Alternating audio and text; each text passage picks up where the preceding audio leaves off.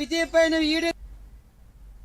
పార్వతీపురం మన్యం జిల్లా కొమరాడ మండలం గంగరేగు వలస గ్రామంలో రెండో పంట ధాన్యం కొనుగోలు కేంద్రాలు ఏర్పాటు చేయాలని డిమాండ్ చేస్తూ సిపిఎం ఆధ్వర్యంలో రైతులు నిరసన చేపట్టారు.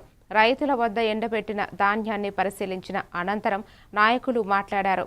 ప్రభుత్వం వెంటనే మద్దతు ధరకు ధాన్యం కొనుగోలు చేయాలని, కొనుగోలు కేంద్రాలు ఏర్పాటు చేయకపోవడంతో రైతులు దళారుల చేతిలో నష్టపోతున్నారని ఆరోపించారు.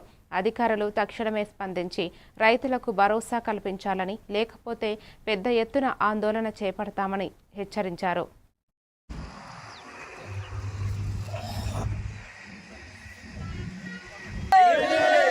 దాన్ని కొనుగోలు అందుబట్టి మద్దతు ధర ఇచ్చి దాన్ని రైతుల వద్ద దాన్ని కొనుగోలు చేయాలి. దాన్ని కొనుగోలు కేంద్రాలు ఏర్పాటు చేసి పోరాడుతాం.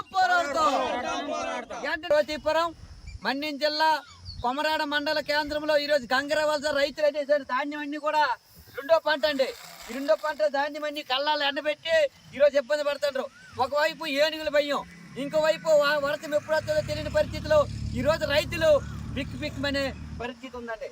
ఈరోజు మాట్లాడితే ఈరోజు మనోహర్ గారు అండి, ఆయన పౌర శాఖ మంత్రి ప్రేమానంద్ గారు, మేము రైతులకు ఎట్టి ఇబ్బంది పెట్టాం, కళ్ళంటే నీళ్ళు రానివ్వము, అన్ని చేస్తామని చెప్పి మరి ఆయన మనోహర్ గారు దీని పరిస్థితి అంటే మీరు రాష్ట్రంలో కొన్ని జిల్లాలకు ఇస్తారు, మిగతా జిల్లాలకు ఎవరా అంటే మన్యం జిల్లాల రైతులు ఏం పనికిరారు, వాళ్ళు ఏం అడగరు, ఏం చేస్తే పర్వాలేదని ఉద్దేశంతో మీరు ఉన్నారా, లేకపోతే ఏనుగులకి బలి అయిపోయినా పర్లేదని ఉద్దేశంతో ఈరోజు మీరు ఉన్నారని చెప్పి చెప్తాను.